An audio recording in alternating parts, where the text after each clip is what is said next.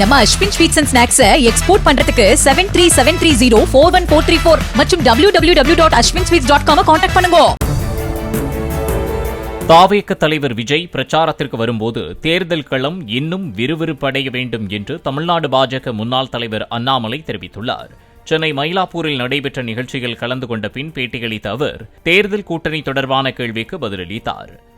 விஜய் போன்றவர்கள் களத்துக்கு வந்த பிறகு இன்னும் கொஞ்சம் சுவாரஸ்யம் அது பிடிக்கும்.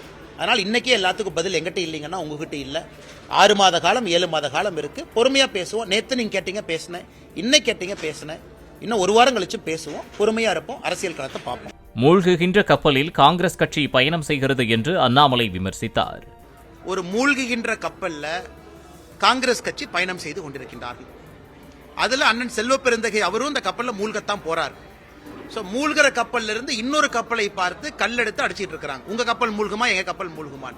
அதனால செல்வ பெருந்தகை அவர்கள் இந்த வேலையெல்லாம் விட்டுட்டு தமிழகத்தில் காங்கிரஸ் கட்சியை வளர்ப்பதற்கான வேலையெல்லாம் அவர் ஈடுபட வேண்டும் என்பது என்னுடைய அன்பான அறிவுறுத்தல். ஜிஎஸ்டி வரி குறைப்பு காரணமாக அரசுக்கு 48,000 கோடி ரூபாய் இழப்பு ஏற்பட்டாலும் அது அனைத்தும் பொதுமக்களின் சேமிப்பாக மாறும் என்றும் அண்ணாமலை தெரிவித்தார். அந்த ஜிஎஸ்டியை பொறுத்த வரைக்கும் 2017 நாம் கொண்டு வந்தோம். 2025 ஒரு பெரிய மாற்றத்தை செய்திருக்கின்றோம். இன்னைக்கு 2 ஸ்லாபுக்குள்ள 5%, 18%.